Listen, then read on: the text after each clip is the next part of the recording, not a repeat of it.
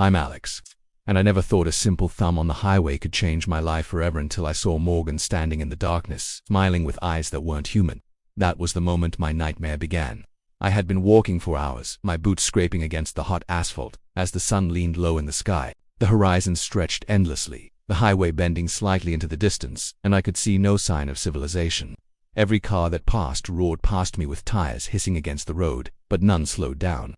My thumb went up instinctively, a small, fragile hope that someone would stop. The thought of being stranded out here alone made my chest tighten. My stomach twisted uncomfortably with fear, and every rustle of the dry grass on the side of the highway made my heart jump. I tried to convince myself that the next car would stop, that I wasn't completely alone, but the feeling of unease settled deep in my bones, like a shadow crawling under my skin. Hours felt like minutes, and minutes felt like eternity. My throat was dry, my mouth tasting of dust and sweat. The sky had begun bleeding, colors deep reds, sharp oranges, streaks of purple melting into the encroaching darkness. The temperature dropped suddenly, colder than I expected, and I shivered, wishing I had brought a jacket. The road ahead twisted like it wanted to trap me, every mile feeling heavier than the last. Then, out of the corner of my eye, I saw headlights. Not the bright white glare of a modern car, but dull, yellowed lights that flickered as if they were struggling to stay alive. The vehicle crawled up beside me slowly. It was a rusty old pickup truck, battered and worn with age. Its paint was chipped and I could see dents all along the sides, as though it had survived collisions most cars wouldn't. The engine coughed and rasped, a sound that made my chest tighten in apprehension. As it drew closer, a faint smell of oil and smoke drifted toward me. I froze. The driver's side window rolled down with a screech that made me flinch. I studied the shadowy figure behind the wheel, trying to make out any detail, but the inside of the cab was dark, like a black hole swallowing the weak light from the street. I couldn't see a face. Something about that empty, obscured presence made my stomach knot. Every instinct screamed to keep walking, to run as far away as I could, but my legs betrayed me. Fatigue, fear, and desperation made me slide into the passenger seat before I could stop myself. The interior smelled damp, coated with the odor of rust, mold, and something else I couldn't identify. It was cloying and metallic, like iron mixed with decay.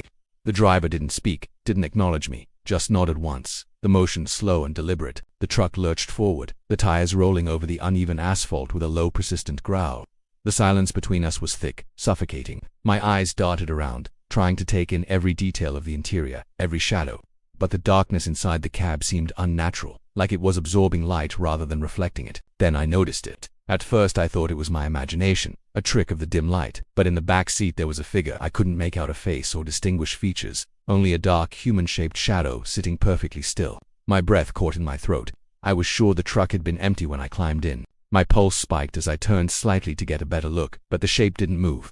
It just watched me, impossibly still. My chest tightened. I wanted to scream, but the sound got stuck in my throat. The road stretched ahead, dark and endless, and every mile marker we passed seemed to bring me no relief. My hands trembled against the worn vinyl of the seat, and every instinct I had screamed that something was terribly wrong. I tried to convince myself that I was imagining it, that my mind was playing tricks on me after hours of walking in the heat and cold, but the shadow remained silent and watching. And when I dared to glance at the driver again, I realized something else, something even more terrifying. The driver's face was invisible. Not hidden in shadow, not obscured by the angle or the grime on the windshield. It was gone, entirely. Smooth, pale skin stretched where a face should have been, blank and expressionless. My stomach churned as my mind struggled to comprehend what I was seeing. The truck continued down the road, carrying me farther from safety, farther from anything I recognized. I couldn't stop watching the back seat, couldn't stop imagining that the shadow was inching closer, even though I didn't feel any movement. Every small noise, the cough of the engine, the creak of the tires, the whistle of wind past the window made me flinch, anticipating something that might jump at me from the dark interior. And then, just as the last streaks of daylight disappeared entirely, I caught a glimpse of the shadow's eyes, or what felt like eyes glinting faintly in the darkness. I blinked, and they were gone. But I knew, deep down, that the thing had not moved, had not left. It was still there, watching, waiting. Something about the way it lingered, impossibly silent and patient, made my blood run cold. I realized then that I wasn't just tired or lost, I was trapped, and whatever was in that truck with me was not planning to let me go. Night had fully fallen, and the road ahead was barely visible, swallowed by shadows that seemed thicker than normal darkness. The truck's headlights cut narrow beams into the black, illuminating only the edges of the asphalt and the occasional road sign that flickered in and out of view. My heart pounded in my chest with every bump, every crack in the road, and my hands clenched the edges of the seat, as if I could somehow hold myself in place. The shadow in the back seat remained, silent and motionless, yet I could feel it, an almost physical weight pressing against the back of my mind. I tried to focus on the road, to convince myself that the figure wasn't real, that it was just my imagination running wild after hours of fear and exhaustion. But rational thought was slipping away, melting like ice under the sun. The interior of the truck felt alive in ways I couldn't explain. The air grew colder, unnaturally cold, seeping into my skin, crawling under my clothes. My breath fogged in front of my face, and I could see it swirl in the dim glow of the headlights. I wanted to tell myself it was just the temperature dropping, but my instincts screamed that something else was here, something wrong, something aware. The driver remained silent, their blank, featureless face staring straight ahead. I stole glances at it, hoping to see some hint of humanity, some reassurance that this was just a tired, strange person. But there was nothing. No eyes, no mouth, no expression. Just smooth, pale skin stretching across the face, like wax. I couldn't tear my gaze away, yet I couldn't stare for too long either. It felt like the longer I looked, the more I would notice things I didn't want to. The shadow in the back seat shifted slightly. Just a hint, almost imperceptible, but enough to make my stomach drop. My pulse raced as I tried to rationalize it, to tell myself I was imagining movement. Yet I felt it lean toward me, a presence so heavy it pressed against the air between us.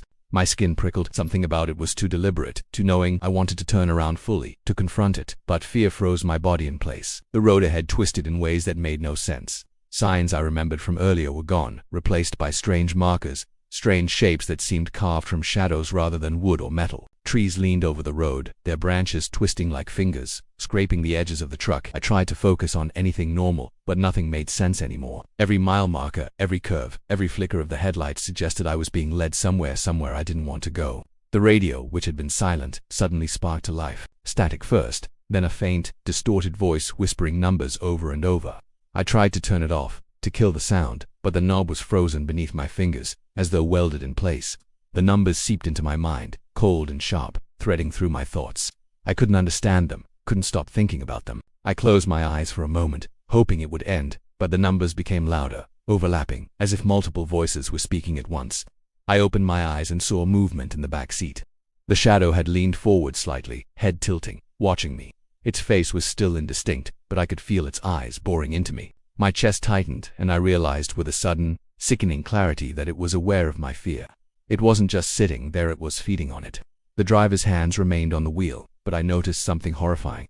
They weren't gripping the wheel naturally. The fingers were elongated, unnaturally thin, almost skeletal, and the joints seemed to bend in ways that shouldn't be possible. Every time the truck swerved or changed speed, the hands moved almost mechanically, without the subtle corrections a human would make. And then, just for a moment, I thought I saw a smile form on the driver's face, faint but impossible to ignore. A grin stretched wide, too wide, cutting across the blank skin like a knife. My mind screamed at me to escape, to get out, but the truck didn't slow down. It moved faster now, accelerating without pressure on the pedal. Panic clawed at me as I realized I had no control. I was trapped inside something that was no longer just a vehicle. It was alive, aware, and it had me. And then I caught sight of the back seat again. The shadow had moved closer, crouching now, head tilted, eyes glinting faintly in the dark. I blinked, hoping it was another trick of the light, but it wasn't. It was real, impossibly real, and it was closer than it had ever been. My stomach dropped as I realized the truck wasn't just taking me somewhere, it was taking me somewhere it wanted me to be. The night dragged on, stretching into hours that felt like days, though I had no way of knowing the time. Every mile passed in a blur, the road outside folding into darkness that seemed to pulse with life. My mind raced, spinning with questions I didn't want to ask and answers I couldn't face. I forced myself to focus on anything tangible: the hum of the engine, the worn fabric of the seat beneath my hands, but even these small certainties felt wrong, as though reality itself had frayed at the edges. The shadow in the back seat never moved, not like a normal person would, but I could feel it shift, subtly, imperceptibly, as if it were alive in ways I couldn't understand. My pulse hammered in my ears as I kept sneaking glances, trying to convince myself it wasn't there. But every time I looked, it seemed just a fraction closer, crouching lower, watching me with an intensity that made my skin crawl.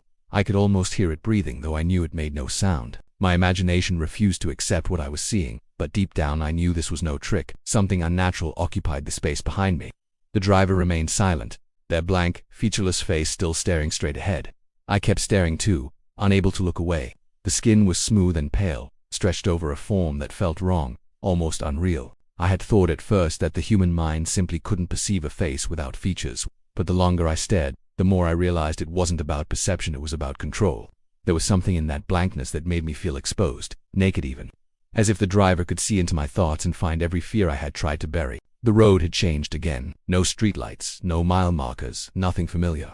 Trees leaned inward, their branches twisting toward the truck like claws, scraping the roof and sides with faint wet sounds. The ground beneath the tires seemed softer now, like we were moving over something alive, something that resisted our passage. My mind screamed to get out, to escape, but the doors were locked. I tried to force them, hitting the handles with my fists, but they wouldn't budge. Panic spread through me like wildfire, burning behind my eyes, my chest, my limbs. I was trapped. The radio crackled again, the static slicing through the silence like fingernails on glass.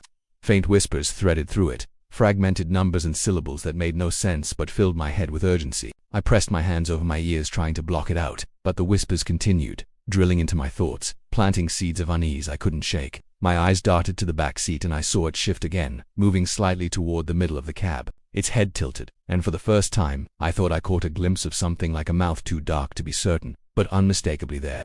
A grin that didn't belong on a human face, stretched too wide, too unnatural, as if it were mocking me.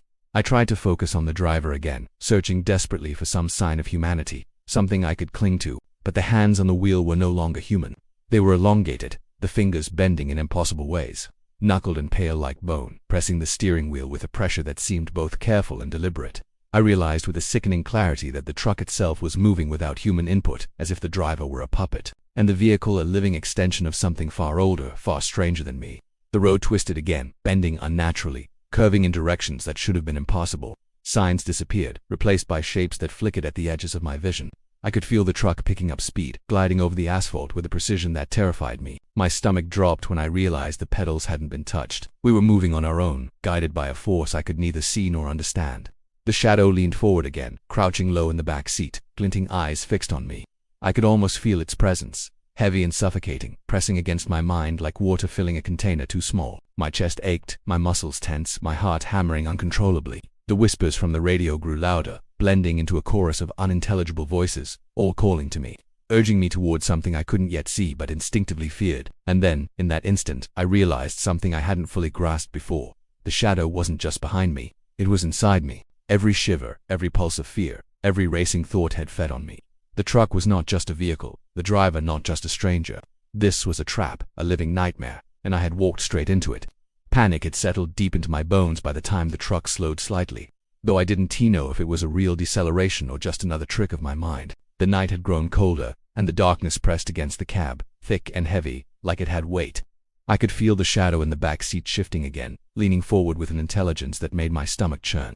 I dared not speak, not even a whisper, for fear it would respond to the sound of my voice. Every instinct told me that my survival depended on silence, on pretending I didn't notice it. But my heart thudded loudly enough that I was sure it could hear me. The road beneath us had become strange, unfamiliar. Trees leaned unnaturally, their branches curling and twisting like skeletal hands, scratching the roof of the truck.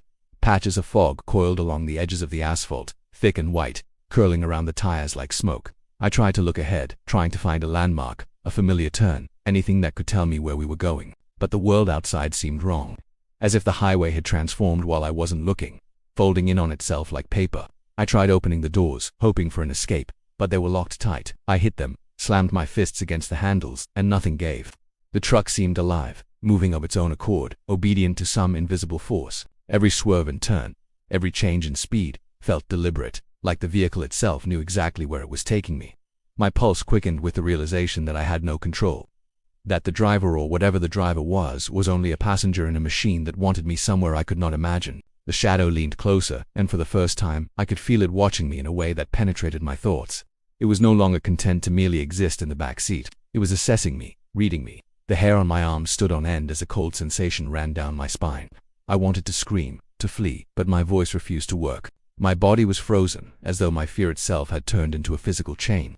The radio came to life again, and this time it wasn't just numbers or whispers. The static formed into cries, faint, distant, then closer, more urgent. I recognized the pattern somehow, though I couldn't understand it. It wasn't human voices, it was something else, something older, something angry. I covered my ears, but the cries pressed into my skull, echoing inside my head. They seemed to guide the truck, to urge it faster, deeper into the night. I dared to glance at the driver again, hoping for some sign of human error, some faltering moment I could exploit. But their blank, featureless face remained, smooth and pale as ever. The hands on the wheel were now twitching in ways that didn't make sense, bending and flexing unnaturally with every turn. And then I saw it, a flash of something dark beneath the pale skin, a thin, jagged line where a mouth should have been. For the briefest instant, a smile stretched across that blank face, impossibly wide, revealing teeth that were too sharp, too long, too human, and yet not human at all. I turned my eyes toward the back seat again. The shadow was crouched, lower now, almost invisible in the darkness, but I could feel its eyes boring into me. Its presence was tangible, pressing against me from behind, inside me, everywhere. A cold hand or what felt like one brushed the side of my face, leaving a wet chill that burned and froze at the same time. I recoiled, but it was no use. The presence remained, patient, relentless, waiting. The truck's headlights illuminated something ahead. At first, I thought it was an abandoned building, but as we got closer I realized it was something alive. Faces pressed against the windows along the side of the road, pale, expressionless, staring straight at me.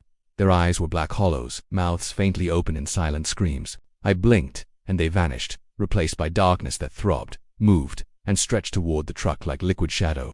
I realized with horror that the truck was no longer just on a road. It was in a place that shouldn't exist, a corridor between reality and something else. The whispers from the radio had turned into commands, forming words I could understand but didn't want to. Stay, they urged, over and over. The shadow leaned closer, eyes glinting faintly, mouth forming that same impossible grin. I understood then that it wasn't just here to scare me, it was guiding me, preparing me, marking me for something I could not yet see. I wanted to escape, to run, to fight, but my body refused to obey. I could only sit, trembling, as the truck glided onward, deeper into a nightmare that had no name, no reason, and no mercy. Time had lost all meaning. The truck moved through darkness that felt alive, twisting and folding around us like a living thing. My hands were numb from gripping the seat, my mind rattling with exhaustion and terror. The shadow in the back seat had not moved closer, but its presence was unbearable, like ice pressing into my spine, filling every nerve with dread. My thoughts were jumbled, overlapping with fear and confusion, each second stretching into an eternity. The driver finally turned to face me fully. I froze, unable to tear my eyes away. And then I saw it, the face, my face. Every feature, every line, every imperfection mirrored mine exactly. My stomach dropped, bile rising in my throat. The blank, pale skin, the impossibly wide grin stretched across my own features, and my eyes staring at me with a hollow emptiness I did not recognize. I stumbled backward, heart hammering, realizing with horror that the driver had become me, or perhaps I had become the driver, and I hadn't even noticed. I scrambled toward the doors, desperate to escape, but the locks had become unbreakable. The truck's interior seemed to pulse, shrinking, bending in ways that made my stomach lurch. The shadow in the back seat shifted forward once more, crouching low, its glinting eyes reflecting in the rearview mirror. It was me too, or another me, but warped, monstrous, grinning with a hunger that sent chills racing down my spine. I wanted to scream, but the sound was trapped, swallowed by the oppressive darkness and the hum of the engine. The truck finally stopped, or maybe I imagined it stopping. The world outside had transformed entirely. The familiar highway was gone, replaced by a void filled with swirling mist and distant flickering lights that did not resemble anything I had ever seen. Faces emerged from the fog, pale and expressionless, pressing against invisible walls, staring, whispering my name. Their mouths moved, but no sound came. Panic clawed at me with fresh intensity, every instinct screaming to flee, to run, to do anything to escape. But there was nowhere to go. The shadow in the back seat leaned closer, almost pressing against my shoulder, and I felt a cold hand on my arm. I jerked away, heart hammering, but the hand remained, insistent, patient, as if it had claimed me already. I realized then, with a sickening understanding, that the shadow had been inside me all along. My fear, my thoughts, my identity, it had been feeding on them, shaping me into something else, something it could control. I turned my eyes toward the driver, my own face, and felt nausea roll over me. The figure mimicked my every expression, every flicker of panic, every trembling movement. I was no longer certain which of us was real, or if either of us truly existed. And then I noticed the shadow grinning fully, mouth wide and impossible, stretching in ways that made my stomach churn. Its eyes gleamed, reflecting something older, crueler, a knowing intelligence that chilled me to the core. In a sudden, horrifying realization, I saw the road ahead, or what I thought was a road. It twisted unnaturally, bending and folding into itself like the world itself was alive, moving me forward.